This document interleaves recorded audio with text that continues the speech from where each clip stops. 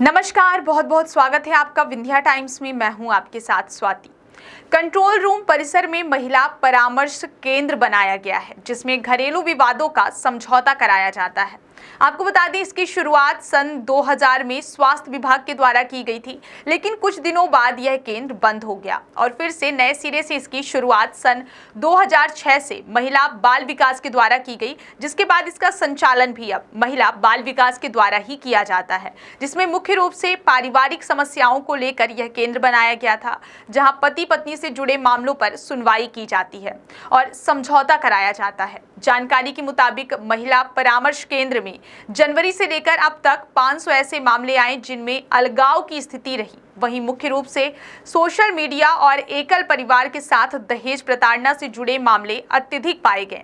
इसके साथ ही लोगों का महत्वाकांक्षी होना भी अलगाव का मुख्य कारण बनता है। आइए सुनते हैं काउंसलर राखी खरे को पूरे मामले पर उनका क्या कुछ कहना है। सिविल लाइन थाना परिसर कंट्रोल रूम के बगल से ये महिला परामर्श केंद्र संचालित है। कब से संचालित है और किस तरह के मामले ज़्यादातर आ रहे हैं? कौन कौन इसको संचालित करते हैं? ये 2006 से चालू है। वैसे पहले आरसीएस के तहत एक 2000 में भी चालू हुआ था, लेकिन वो किसी कारणवश फंड बंद कर दिया गया। फिर 2006 में ये वुमेन एंड चाइल्ड मिनिस्ट्री के द्वारा केंद्र सरकार की स्कीम बनाई गई, उसके तहत ही संचालित है, जिसमें दिन पर दिन केस बढ़ ही रहे हैं। आज की डेट में आज की डेट में हमारे पास 500 से ऊपर केस हो चुके हैं जनवरी से अभी तक के। जी। कौन कौन महिला बाल विकास में संचालित की इसको? जी।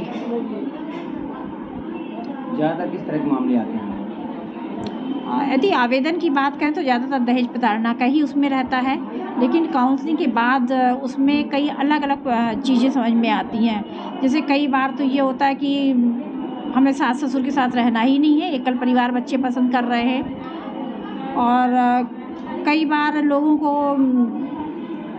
ये मोबाइल की वजह से मामले, इस समय जो वर्तमान में जो सबसे ज़्यादा मामले आ रहे हैं वो मोबाइल को लेकर के, मतलब सोशल मीडिया इतना हावी हो चुका है कि उनमें कहीं ना कहीं तनाव पैदा हो रहे हैं।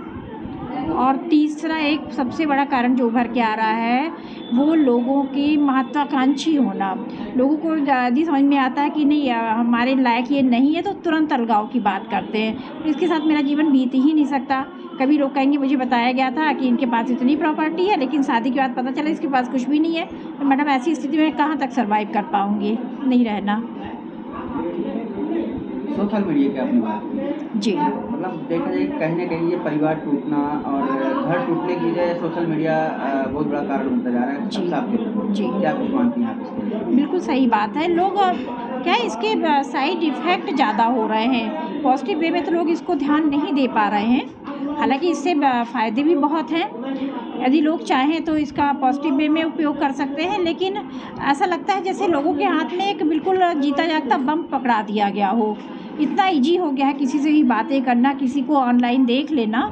तो इन सारी चीज़ों की वजह से ये सारी चीज़ें घटित हो रही हैं। आप यहाँ पे बैठते हैं, आए दिन नए नए तरह के प्रकरण आते हैं, उनको समझाना, निपटारा करना, क्या कुछ कैसे होता है?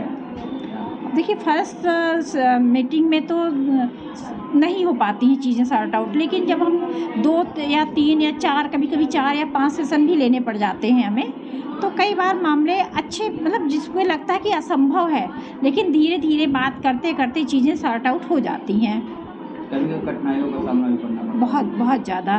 कभी कभी तो मतलब पहली बार आते हैं तो एक दूसरे को देखना ही नहीं पसंद करते हैं। इतनी नफ़रत भरी रहती है लोगों के दिलों में कि लगता है कि ये भगवान कैसे होगा इनका समझौता, लेकिन होता है। क्या नाम है? मेरा राखी खरे, काउंसलर।